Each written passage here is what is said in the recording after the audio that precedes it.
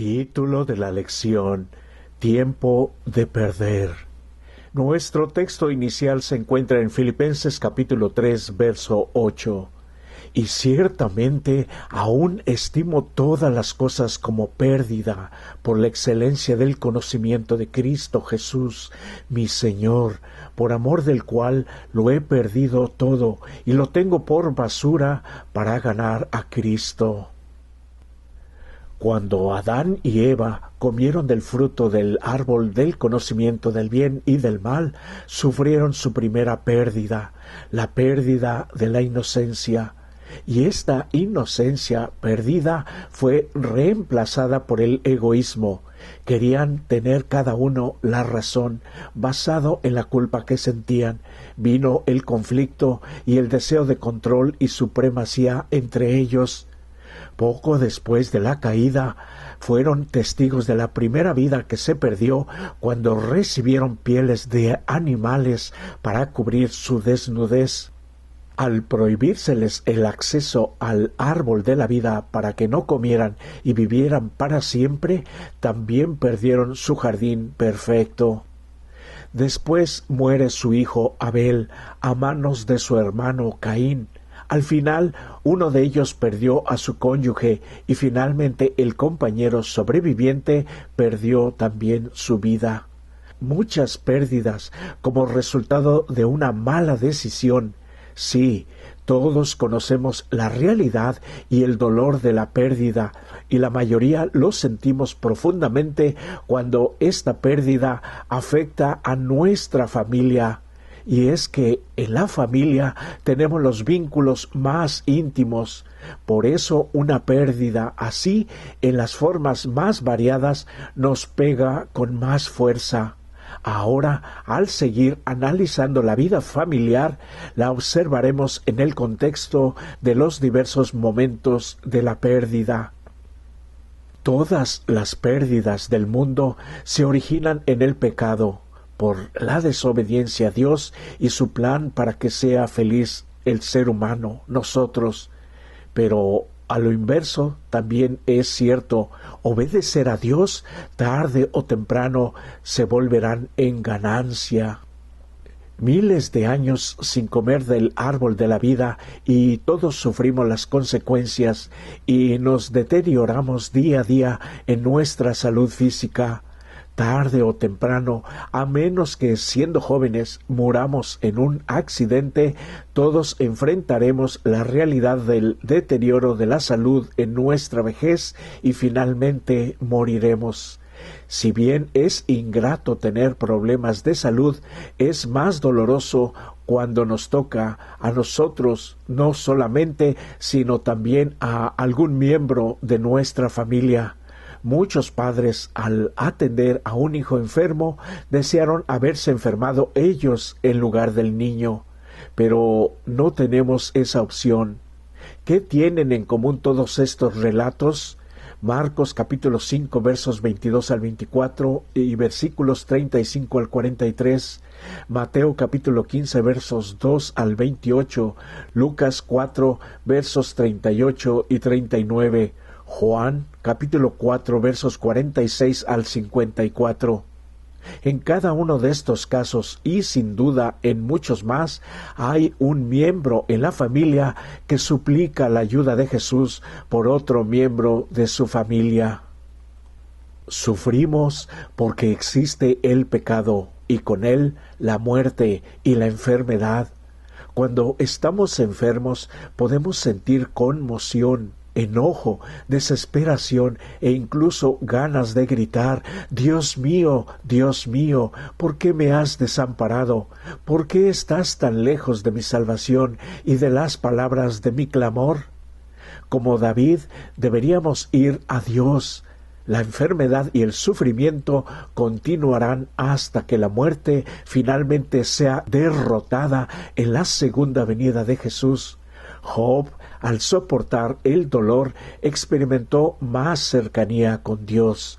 Él explica: de oídas te había oído, mas ahora mis ojos te ven.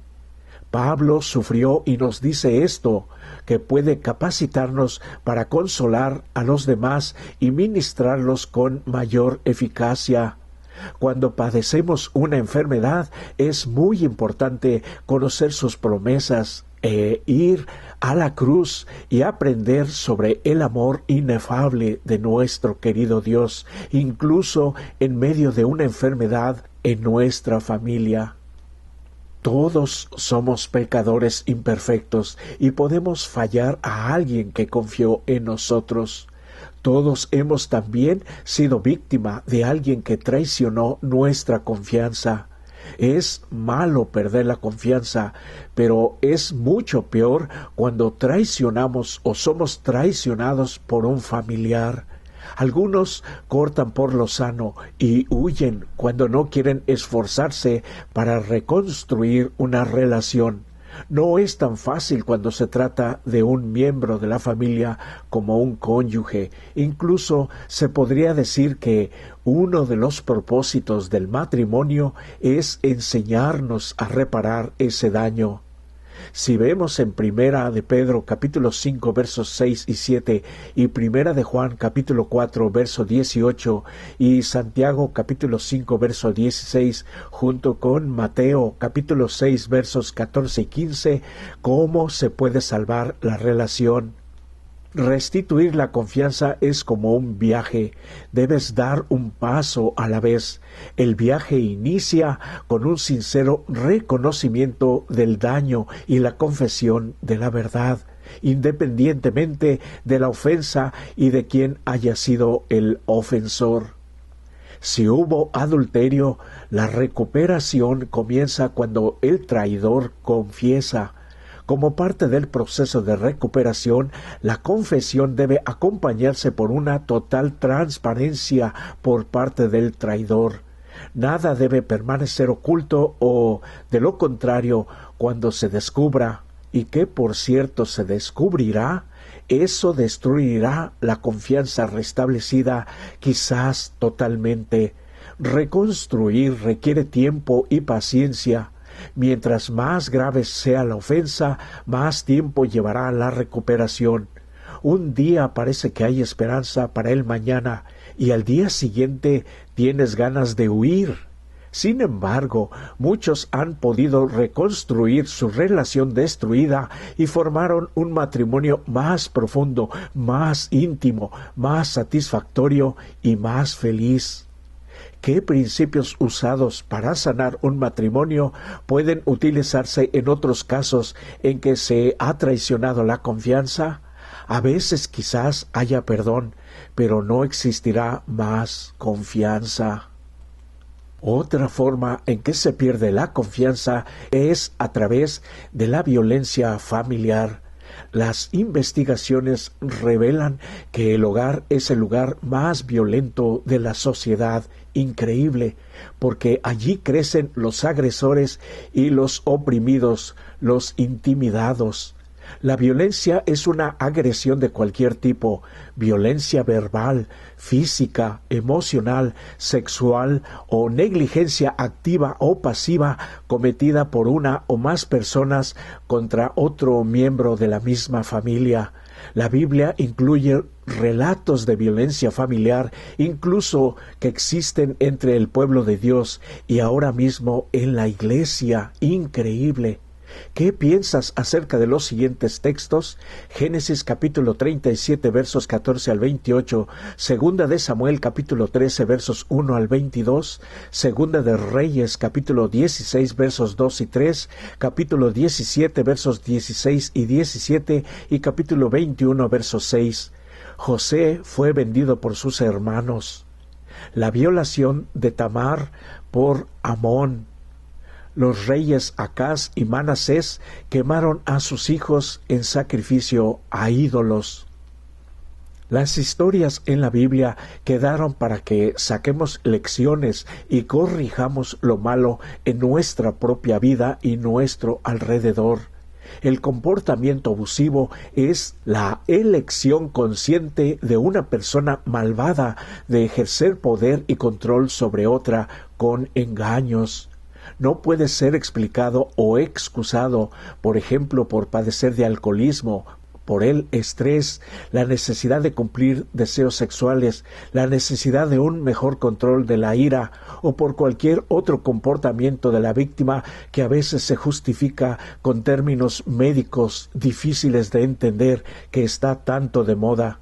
Las víctimas no tienen por qué culparse a sí mismas, porque tristemente ellas son las que se sienten culpables, tristemente, pero no es así, y no está justificado ni son responsables del abuso. Los abusadores distorsionan y pervierten lo que ellos llaman amor, pero el amor no hace mal. El tratamiento profesional puede facilitar el cambio en el comportamiento del abusivo, del abusador, pero solo si la persona asume la responsabilidad de su malvado proceder, comportamiento y busca ayuda. Y la persona oprimida tiene que buscar ayuda cuanto antes y denunciarlo, porque en casos muy graves puede incluso cobrar la vida de la persona a la que oprime. Y conocerás la verdad y te hará libre. Son las palabras de Jesús para quienes buscan a Dios. Él es todopoderoso para hacer todas las cosas mucho más abundantemente de lo que imaginamos, para ayudar a los abusadores a dejar su comportamiento basado en chantaje emocional y fingiéndose muchas veces arrepentido, pero también así, muchas veces lo vuelve a hacer y vez tras vez. Debe arrepentirse de veras y lo debe demostrar de palabras y acciones y hacer restitución por todos los medios posibles y que adopten las cualidades del amor ágape que solamente existen en Dios para que sea sano su corazón y sepa amar a los demás como a sí mismo y como a Dios mismo. ¿Qué palabras de aceptación, consuelo y esperanza le darías a una víctima? Es importante brindarles seguridad y aceptación afectuosa, jamás criticarlos y hacerles saber que las autoridades protegen a las víctimas en albergues especiales, incluso en las iglesias.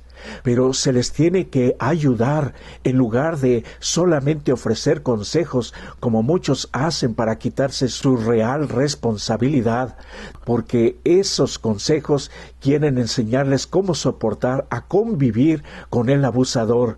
Pues como ya dijimos, puede esta persona abusiva, en casos extremos, acabar con la vida de la otra persona. Seamos muy cuidadosos. Solo Dios sabe cuántos millones de personas luchan contra alguna forma de adicción. Hasta hoy, los científicos todavía no entienden exactamente cuál es la causa, aunque en algunos casos realmente se puede ver la parte de nuestro cerebro en la que se encuentran los antojos y los profundos deseos, productos del pecado y las malas decisiones tan fomentadas. Desgraciadamente, hallar la ubicación de esas adicciones no es lo mismo que librarnos de ellas. Definitivamente no, esa no es la solución. La adicción es complicada para todos, no solo para el adicto. Los miembros de la familia, sean padres, cónyuges, hijos, amigos que están a su alrededor y vecinos, sufren mucho cuando un miembro de la familia está bajo un poder del que parece que no puede librarse. Las drogas, el alcohol, el tabaco, los juegos de azar, la pornografía, el sexo, la comida y ahora también hasta la tecnología, la dependencia de las redes sociales cuando son llevadas al extremo, se convierten en adicciones al iniciarlo de forma casual hasta llegar a ser degenerativo y muchas veces puede llegar a ser mortal. Está científicamente comprobado. La persona es incapaz de detenerse incluso cuando sabe que se está haciendo daño. Si bien disfruta de su libertad de elección, se convierte en esclava de lo que le causa la adicción y así pierde la libertad. Pedro explica lo que es un adicto y los resultados que padece. Les prometen libertad cuando ellos mismos, los que prometen, son esclavos de la corrupción, ya que cada uno es esclavo de aquello que lo ha dominado. ¿Qué cosas pueden llevar a la gente a la adicción? Podemos verlo en Lucas capítulo 16, verso 13, Romanos capítulo 6, verso 16, Santiago capítulo 1, versos 13 al 15 y Primera de Juan capítulo 2, verso 16. Todo, sin duda todo, es producto de que vivimos en un mundo pecaminoso y estamos incluidos. Aquí vivimos porque nuestra naturaleza además está inclinándose siempre hacia lo malo. Tenemos que estar luchando contra esas malas tendencias, incluso siendo ya cristianos. Por eso es importante la búsqueda de Dios cada día y cada momento de nuestra vida y caer de rodillas cuando sentimos la atracción hacia lo malo. Por eso busquemos ayuda en nuestro Creador y mediante su maravilloso poder detener el pecado antes de que se convierta en una adicción. Quiere decir detener la tentación antes de que nos lleve a la acción y finalmente no podamos escapar. Pero con la ayuda de Dios lo lograremos si es que ya lo estamos padeciendo. Ánimo, querido amigo y querida amiga, si es que estás sufriendo. La única solución duradera al problema del pecado y de la adicción es recibir un corazón nuevo. Pero ¿cómo lo tenemos? Los que son de Cristo han crucificado la carne con sus pasiones y deseos. Pablo explica lo que significa morir a la naturaleza pecaminosa y adictiva a fin de que podamos vivir para Cristo, y luego agrega: revístanse ustedes del Señor Jesucristo y no se preocupen por satisfacer los deseos de la naturaleza pecaminosa. Además, quisiéramos invitarlos a que vean el video La armadura del cristiano, o las armas que da Dios para luchar el cristiano en este mundo de pecado. El camino hacia la libertad es Jesús, quien quiere rescatarnos para vivir sirviéndole a Él y al prójimo. Hay algo milagroso en estos actos, porque así hallamos seguridad al vivir en este mundo caído. Por eso, si quieres salir adelante, sirve y vivirás. Sirve a tu prójimo, pero especialmente sirve a nuestro Dios y al plan y la misión que nos dejó de llevar este bendito mensaje a tantos y tantos que lo necesitan y están en una situación peor que la tuya o que la mía. Todos conocemos la lucha contra las adicciones en nuestra vida o en la de los demás, o incluso de algún miembro de nuestra familia. Si fuese necesario, por la gravedad del caso, Dios puede guiar a buscar ayuda profesional que sirva como refuerzo a nuestros deseos de libertad que están tan debilitados. Conocemos la realidad de la muerte y quizás hasta estuvimos cerca de sufrirla personalmente. Pablo describe a la muerte como al postrer enemigo, el último. Cuando muere un ser querido, vemos cuán grande enemigo es la muerte. Por otro lado, los muertos, si cerraron los ojos en el Señor, creyendo en Él y habiendo entregado su vida, en lo que para ellos parecerá ser un instante, resucitarán a la inmortalidad. Para el creyente, la muerte es un sueño trivial en el que se detiene todo tiempo, todo pensamiento. La muerte es tan solo un sueño, un momento de silencio y descanso, pero la vida está oculta con Cristo en Dios, y cuando Cristo, nuestra vida, regrese por segunda vez a la tierra, entonces vosotros también seréis manifestados con Él en gloria. Por eso debemos tener mucho cuidado con la creencia de que cuando morimos vamos al cielo o vamos al infierno. Mucho cuidado. Solamente los vivos, los allegados que quedamos, nos damos cuenta del dolor, nos damos cuenta de lo que pasa en esta tierra. somos los que conocemos el verdadero dolor y el pesar después de un fallecimiento. El luto es una respuesta normal y natural cuando se nos adelantan los seres que amamos. Y si ahora estás sufriendo por algún luto, quiero expresarte mi más sentido pésame, pero si tú crees en Dios, alégrate, porque muy pronto viene Jesús y volveremos a ver a aquel ser querido que tanto amamos y que se nos adelantó. La primera reacción a la muerte de un ser querido es la conmoción y la negación, incluso cuando la muerte había sido predecible. El shock es la protección emocional contra el agobio sumamente repentino por esta tremenda pérdida. Puede atravesar un periodo de estar absorto en los pensamientos y conversaciones acerca del ser querido. Este periodo puede durar de 6 meses a 1 año.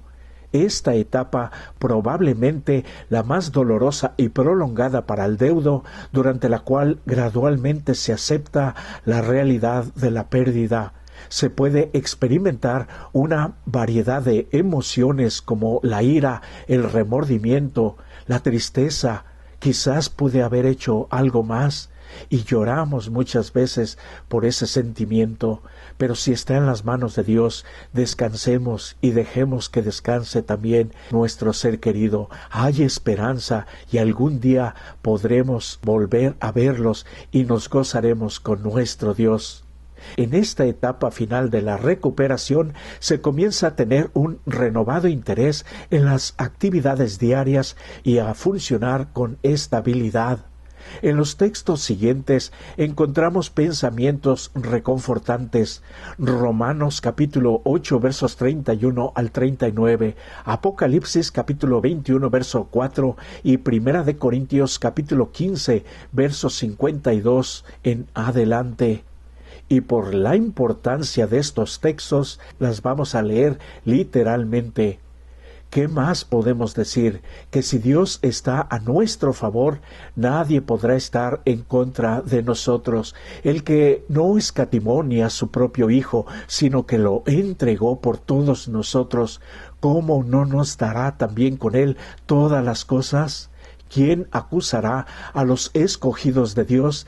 ¿Quién es el que justifica? ¿Quién es el que condenará?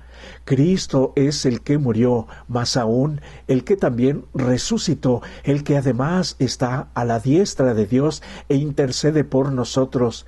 ¿Qué podrá separarnos del amor de Cristo?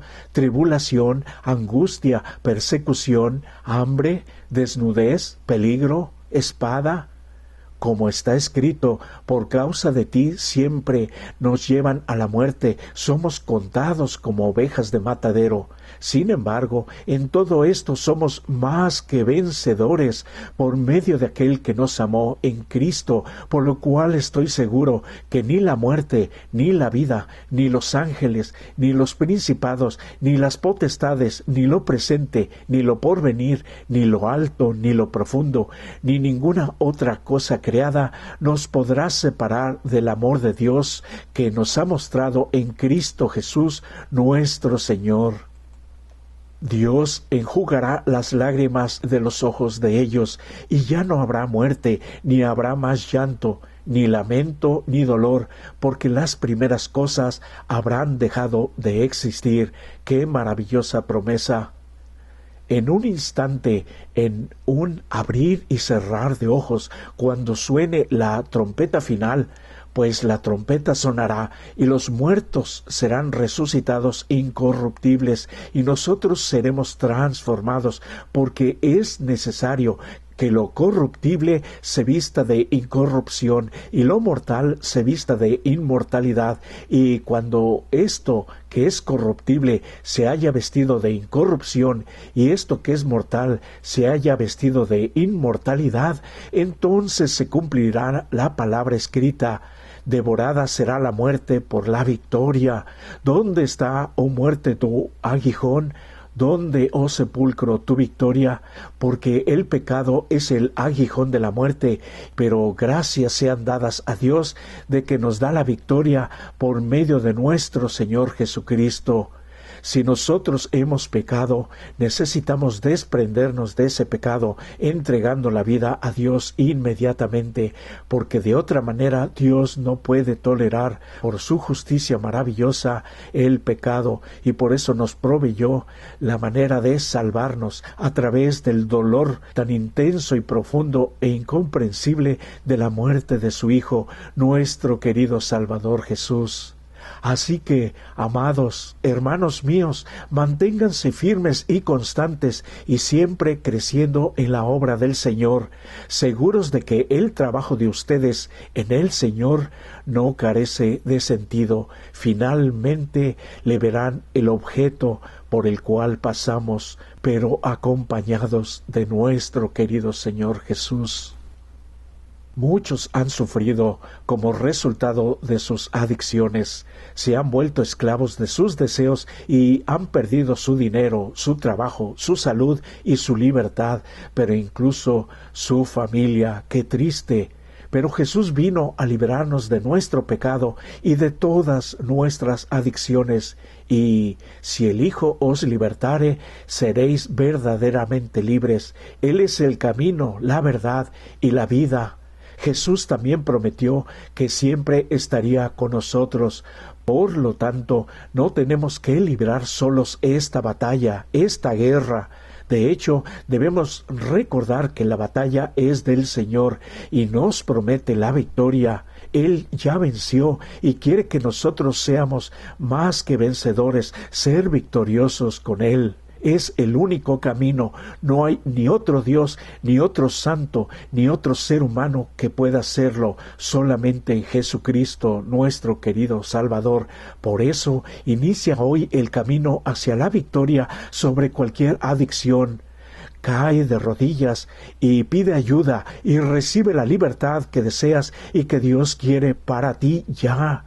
Esto no significa que no tendrás problemas y a veces hasta podrías fracasar, pero lo bueno es que mientras no abandones al Señor, aunque te resbales, Él nunca te va a abandonar y te va a levantar y cada vez estarás más cerca de Él y menos propenso a pecar y finalmente vencerás porque Él venció totalmente y esa es precisamente la imagen de Dios que sea reflejada en nuestra vida. Puedes buscar incluso ayuda profesional, como ya dijimos, si esto es muy necesario y por más que luchas, sientes que tienes que ir allí. El Señor puede usar a un profesional médico, como también a un consejero profesional para ayudarte con tu adicción. Cuando nos rodean las dificultades y las pruebas, debemos acudir a Dios, pedirle específicamente qué es lo que necesitamos y qué queremos que haga en nuestra vida y qué queremos librar, qué pecado queremos que nos saque y que con su fuerza nos ayude y nos haga libres. Busquemos la bendición de Dios si es que queremos recibirla de veras. Manténgase en obediencia a sus divinos preceptos, lea y estudie la palabra de Dios, ore y ayude a los que lo necesitan más que usted. La oración es un deber y una necesidad y cántele alabanzas como cuando el apóstol Pablo estaba en prisión y sus cantos hicieron que temblara y fuera liberado de sus cadenas y ese maravilloso día hasta los paganos, el carcelero, se convirtió y fue bautizado ese mismo día bajo el agua. Debemos agradecer por adelantado con fe, confiando en que llegarán todas sus bendiciones. Necesitamos cultivar la gratitud, que es lo que nos hace ser orgullosos, especialmente con Dios. Aférrese al pensar cómo le ayudó Dios en el pasado. Renueve su compromiso de fidelidad con Dios y sus seres queridos. Si usted está vivo hoy, es porque estos seres queridos y Dios le han estado ayudando. Glorifique el santo nombre de nuestro Dios, aun cuando todavía estemos experimentando dolor y aflicción, porque estos pasarán por seguro. Yo mismo lo he experimentado. Por favor, sea paciente. Y tenemos finalmente 3 consideraciones. Número 1. Nuestro perdón trae recuperación en una relación rota cuando se pierde la confianza en alguien que te ha fallado, y pide perdón, y con palabras y buenas acciones, además de buscar a Dios de todo corazón, demuestra que se ha arrepentido. Perdona incluso si no te piden perdón, por el beneficio espiritual y de tu propia salud física, para ti, por tu propio bien. Aléjate de ellos, déjalos ir. Tú habrás arreglado el problema con Dios y deja que él o ella sean ajustados tarde o temprano por Dios mismo en el día del juicio. Número 2. Además, puedes encontrar sanidad, consuelo y muchos beneficios al contemplar y relatar a otros las misericordias de Dios en tu vida, mientras que afrontas el dolor y la aflicción. Por seguro que siempre hay alguien cerca de ti que sufre más que tú. No te enfoques tanto en ti, abre los ojos para ver alrededor todos aquellos que te rodean. Número 3. ¿De qué formas prácticas tu familia de la iglesia puede ayudar a quienes están teniendo problemas con algún tipo de pérdida? Estas son maravillosas oportunidades de servir a Dios ayudando a otros, porque la promesa de Dios es que haciendo estas cosas no volverás a caer jamás. Por eso hoy es un nuevo día de renovación ante nuestro Dios. Vayamos cada día más cerca y más cerca al corazón de Jesús a través de su bendita palabra, a través de la guía y ayuda de su Santo Espíritu y a través de hablarles a otros que aún no le conocen. También puedes alabarlo con todo tu corazón cuando te reúnas en tu congregación, en tu iglesia. Cantar a Dios es maravilloso y que incluso científicamente está comprobado que te puede traer salud, no importa lo que estés viviendo, y con mayor razón si alabas a nuestro Dios. Te deseo lo mejor de la vida para ti, te deseo lo mejor de la vida para tu familia, y que juntos puedan encontrar la verdadera razón, la misión de vivir y servir a Dios y a nuestro prójimo en esta vida. Que el Señor Jesús, nuestro Dios, te bendiga. Amén.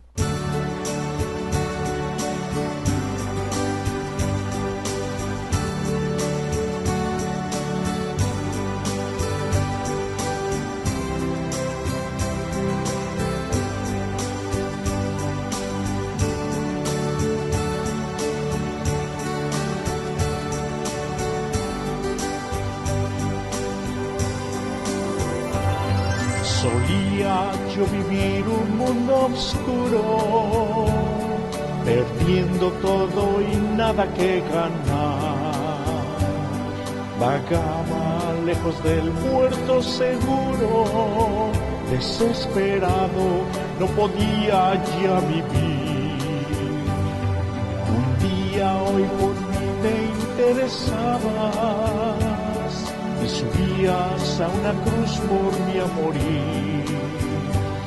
En mi corazón brilló nueva esperanza, y si estoy aquí es porque sé que tú me amas.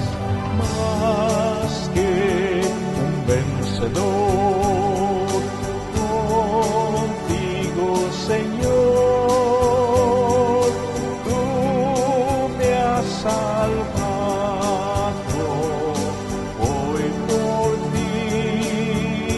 Soy el vencedor, más que un vencedor, contigo, Señor,